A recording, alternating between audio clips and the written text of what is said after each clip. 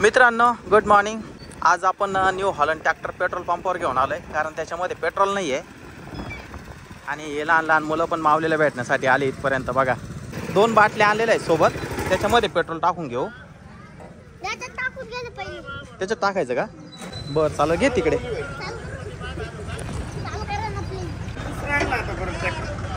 मग तो पहिला पुढे आपला पहिला बदलून टाकला, न्यू हॉलंड घेतला। आता आवडला का तुम्हाला? एकदम मस्त, काहीच अडचण नाही। हा, तुझा खूप फ्रेंड आहे बरं का आमचा मुलगा।